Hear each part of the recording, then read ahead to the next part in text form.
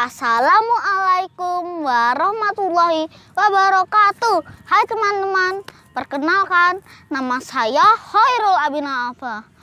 Kalian bisa memanggil saya Afla. Saya berasal dari kota Yogyakarta. Saya sekolah di SD Muhammadiyah Sapen. Saya kelas 2 SD.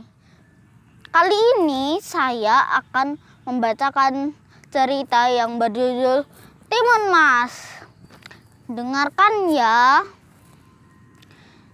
Pada suatu hari, hiduplah seorang nenek tua yang bernama Mbok Sirni.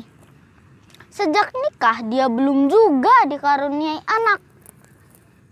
Hingga suaminya meninggal dunia. Pada suatu hari, ada raksasa yang datang ke rumah Mbok Sirni. Mbok Sirni berkata, "Wahai raksasa, janganlah engkau memakan aku. Tubuhku sudah tidak enak lagi dimakan." Kata raksasa, "Aku memang tidak ingin memakanmu. Aku ingin memberikan biji mentimun." Raksasa berkata, "Biji ini bisa mengabulkan apa permintaanmu." Mendengar ucapan raksasa, Mbok Sirni langsung saja menanam biji itu. Hanya menunggu beberapa hari, pohon mentimun itu sudah tumbuh pohon yang sangat besar. Di antara buah-buah itu ada satu buah yang berwarna kuning kekuningan seperti emas terkena matahari.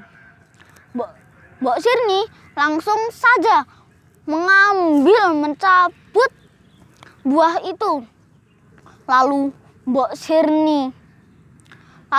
Sirni belah buah itu menjadi 2 bagian.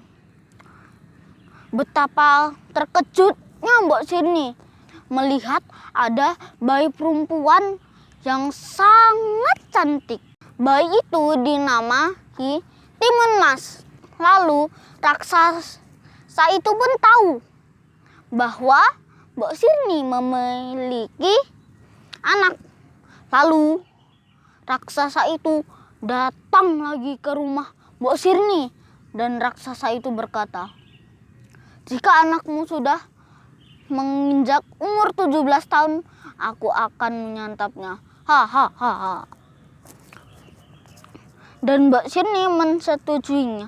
Tidak terasa Timun Mas sudah menginjak umur 17 tahun. Lalu untuk menyelamatkan Timun Mas dari kejaran raksasa itu, Mbok Sirni datang ke rumah petapa di sebuah gunung. Petapa itu memberikan bijian mentimun, lalu jarum, lalu sebutir garam dan sepotong terasi. Lalu petapa itu memberikan kepada Mbok Sirni, dan Mbok Sirni pun memberikan itu kepada Timun Mas. Raksasa itu datang ke rumah Mbok Sirni dan raksasa itu berkata, "Mana Timun Mas?" Hahaha. Dan Mbok Sirni berkata, "Ia sedang menuju ke rumahmu." Lalu dari kejauhan raksasa itu melihat Timun Mas sedang berlari. Langsung saja raksasa itu mengejar Timun Mas, dan raksasa itu air liurnya menetes-netes, sudah tidak sabar untuk menyantap Timun Mas. Langkah kaki raksasa itu sangat besar dan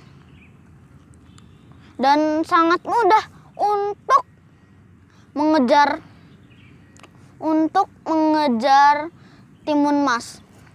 Lalu timun mas melemparkan biji mentimun itu. Keajaiban terjadi. Biji-biji itu berubah menjadi buah-buahan dan raksasa itu makan buah-buahan itu dengan rakus. Lalu buah itu pun sudah habis termakan oleh raksasa. Dan raksasa itu lanjut saja mengejar timun mas. Lalu timun mas melemparkan jarum kepada raksasa itu. Keajaiban pun terjadi. Jarum itu berubah menjadi bambu-bambu yang sangat runcing hingga raksasa itu menginjak bambu-bambu runcing itu. Dan kakinya sangat banyak sekali lukanya. Lalu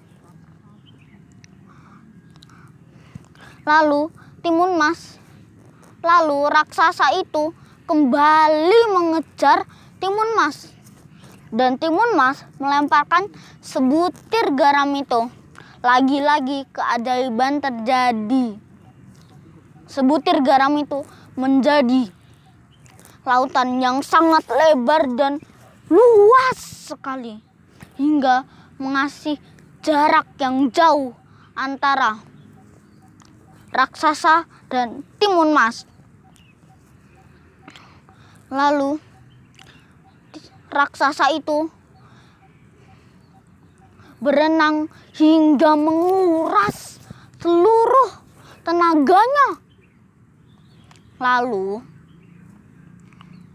sudah sampai di daratan dan raksasa itu kembali mengejar timun mas yang sudah berlari jauh lagi itu.